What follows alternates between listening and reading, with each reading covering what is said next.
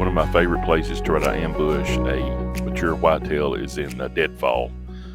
Pine beetle dead spot, or any place that a wind has affected the timber and crushed it down. These tend to be really good bedding areas, and they tend to be destination areas for mature whitetails. And here I'm going to show you one that I found that I'm trying to figure out. We've got a historic, at one time it started out about 25 years ago as a few little beetle trees right here on top of this ridge. Wind came through, blew a couple trees down, uprooted a few years later, and it's just compounding on itself. And what's happened is it's opened up the canopy in here. So everything around this blowdown area right here, the canopy is really closed off and thick, so no sunlight's hitting the floor. But right here where this blowdown and big beetle spot was at, sunlight's getting to the forest floor, and it's creating just a thick underbrush with new growth. Kind of comes right up some long ridges, and you can see there's blowdown all in here. And what's happened, like I said, that's the pine beetles that came in here at one time about 20 years ago, and those trees fell, and it opened up a big opening in the canopy, and it weakened the trees around them. So once the wind effect come in here, it just knocked some more off. And then that's continuing as you're getting more wind, it loosens up the trees, and this just keeps compounding on itself, and it's just a mass of old blowdown. You can see some older ones over there, and this stretches along the side of this ridge, probably encompasses 2 or 3 acres right here. There's beds and tracks and feed sign all in here. Got all kind of vines, all kind of forbs. Got honeysuckle, we got wild grape, muscadine, scuppernine growing all in here. Greenbrier, really good hiding locations. You got these, relatively new Virginia pine tops that are falling in amongst themselves, and it just creates a network of just chaos in here. But it's still kind of walkable. These bucks seek these out as refuges, and they can use this within a topographical hub. I'm on a big topo hub off on a secondary ridge point. This one's about 160 acre. I really like to find these topo hubs that have southerly facing or southerly running ridges off of them. That's the area that I'm going to focus on right from the get-go, to try to find that blowdown area or that wind damage area, because those southerly or southwesterly or southeasterly facing ridges tend to bear the brunt of the highest wind events, because our thunderstorms in the eastern part of the United States originate usually out of the south, southwest, the west southwest. So it pushes all of that wind up this south facing ridges. So those catch the majority of the wind, and those are usually the areas that have weakened. And then along with that, once they have got blowdown, that southerly facing ridges tend to capture more sunlight to the ground. So they're going to grow up thicker in vegetation in those blowdowns along those southerly facing slopes. So that's where I'm going to start looking, is on these southerly facing slopes on these topo hubs. And if I can find a blowdown along one of these ridge points, I'm going to work off of that one and use it as a focal point for that area. In these big woods and mature forested areas, mountainous areas, a lot of times these pockets of blowdown and deadfall can be the only security bedding cover that you will find for acres and acres. There can be hundreds of acres of just open forest with very little security cover in them. And these pockets of blowdown and deadfall can become destination areas for mature buck, because it's the only really secure bedding and secure thick cover that they have in those forested areas. That's why locating them and dropping a pin on them, getting there and do some boots on the ground scouting is really important. And don't pass them up and think, well, that's just something I've got to avoid, because that's not the way the deer look at that area. I got a micro drainage that's coming up right here. I got another one that's coming up the other side. understory trees have gotten knocked down by the fallen timber, so it stunted them, it's broke their tops off. So the canopy is really low, it's really thick in here, and everything's kind of gotten pushed down. And that's what happens in these areas. And you can get 4, 5, 6 acres that kind of look like this. And you want to look at them on that southwest side of your ridges, your south, southwest, west facing ridge faces, because that's where the most strongest winds are usually going to buffer and hit those areas. And you get this opening in this timber that goes up the ridge. What happens, it opens up the timber and you got a big opening, and not only does it get thick in here, but when the wind's coming through here, so if I got a wind coming out of the southwest or west or south, it rips through this area, keeps blowing the tops down because that wind's speeding up. So this just continues. This fall of timber just continues. There's a big treetop right there that's fell recently. So that's why these can become historical areas. This one's surrounded by scrapes, rubs. There's rubs all in here, historical rubs. There's, calf size to thigh size rubs just scattered all in this. And I got this ridge comes up and it's still thick, but it's a little more open, but it's just peppered with scrapes. There's a scrape probably every 10 feet. As you can see in here, I'm kind of down to a buck's level. There's a big blowdown top, and it's actually got a bed just right there. Got old hair and stuff in it. It's really, they still got a visual underneath this, so they can see stuff that's coming, but you pop up, 3 feet above them, and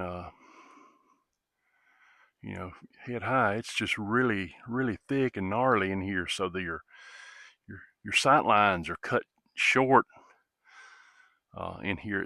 Unless you're down here to their level, and then they can kind of see through it. But it's still like blocked off. It's just the masses of blowdown, treetops, tree limbs, old tree limbs, and shrubs. These shrubs don't ever really mature. Seems like you get up to a certain point, they get crushed down by that falling stuff, and another one grows up, and it's just a residual, like building on top of itself. That's why these areas can be just historic. When you find them, they can be good for 20 years, 30 years, So when you find areas like this, you want to pin those, and then you're trying to replicate that that type of look on other areas. So anytime that you find a blowdown area like this, you're just trying to read the sign just like anything else. And anytime that I see a blowdown area within these big forested areas, I immediately assume that that's going to be a bedding area.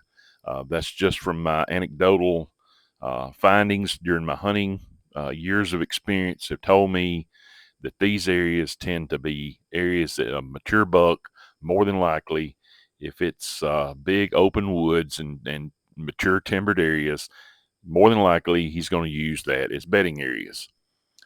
So I'm going to treat it as such immediately. I'm going to scout it as such, and until I determine otherwise, I'm going to assume that he's using that to bed in. And more than likely, these are long duration bedding areas, meaning that the buck enters this area maybe in the morning, really, really early in the morning, and he may be there in that blowdown area for a majority of the day. So that's something to really keep in mind when you're trying to build a plan. If you found one of these areas that you're trying to hunt, is it may be an area where you're having to hang and hunt there all day, waiting for that buck to either move around in that blowdown area, or maybe you're hunting for the exit when he's getting up at the end of the day and exiting that blowdown, that bedding area. So you have to hunt them kind of like you do an assumed all-day bedding location for a big mature buck, because that's a lot of times exactly how they use these areas. Most of the time, these mature bucks establish a preferred exit and entrance point for these blowdown deadfall areas. They just develop a secure feeling traveling these preferred areas, and it's reading the sign, reading that individual buck sign and the direction that it's going can give you a better idea of how that mature buck might be utilizing certain points of entry and exit for these blowdown areas. In this particular example here, I believe that buck was accessing this blowdown area, the X, from the southeast, using a large drainage to move up and then a micro drainage to get the elevation, to gain elevation to a small saddle where two major doe trails crossed. He put down a lot of sign right in that crisscross area. Several rubs and several large scrapes were being used.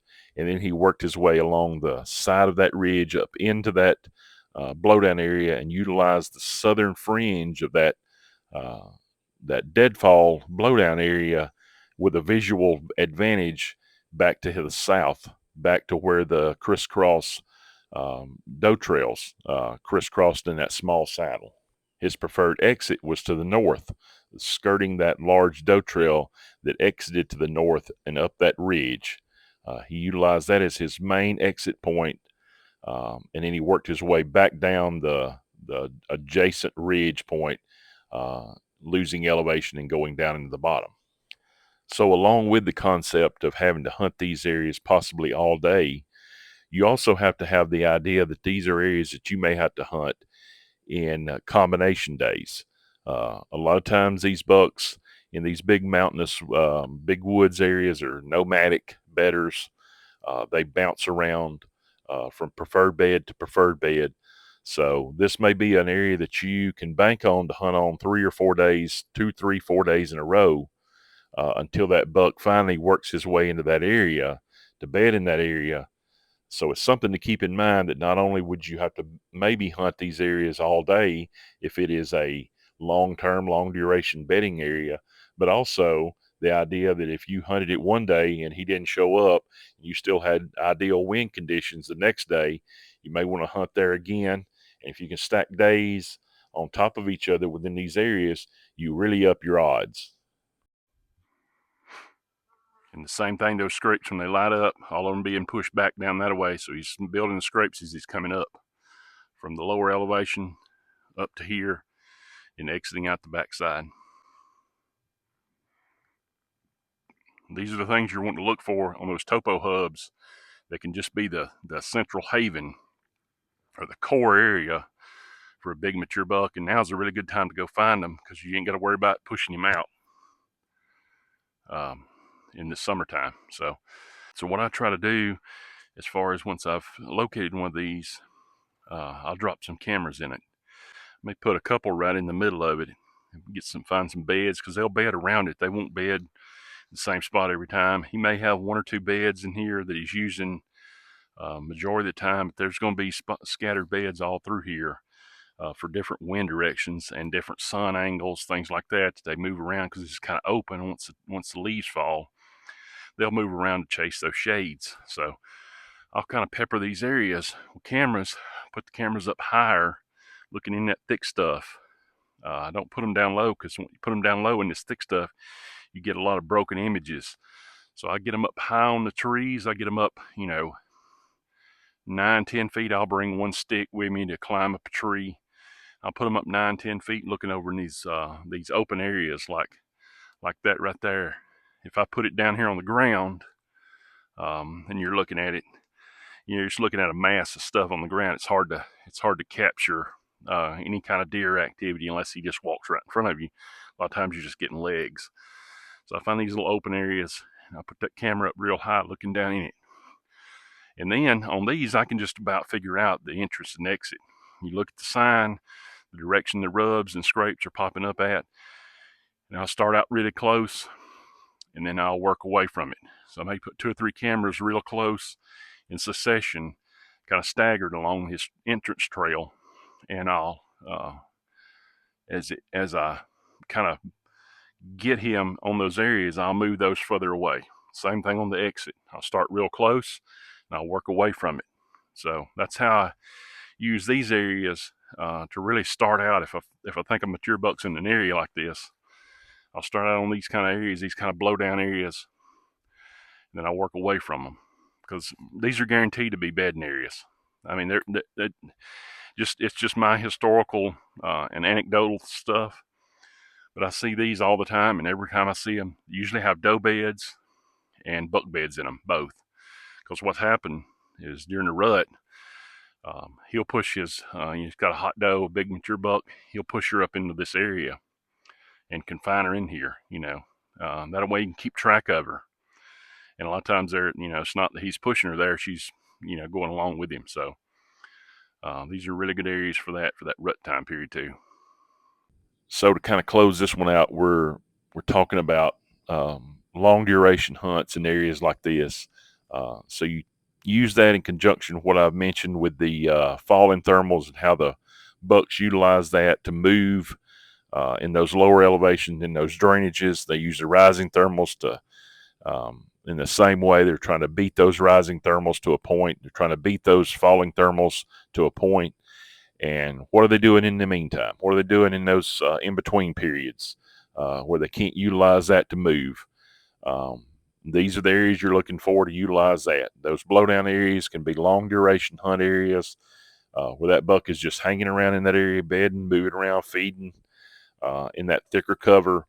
And a lot of times in these big woods areas, these are the areas you've got to find because that can be the key to unlocking that buck movement, that buck bedding locations, and just building a plan on how to utilize all different aspects of that buck's movement to put yourself in a position at some point in time to intercept that buck. So you think about the thermals as being individual opportunity hunts, short, quick burst hunts of just the opportunity. And you think about these blowdown areas, these deadfall areas, as being an opportunity to stack multiple long duration hunts in an area.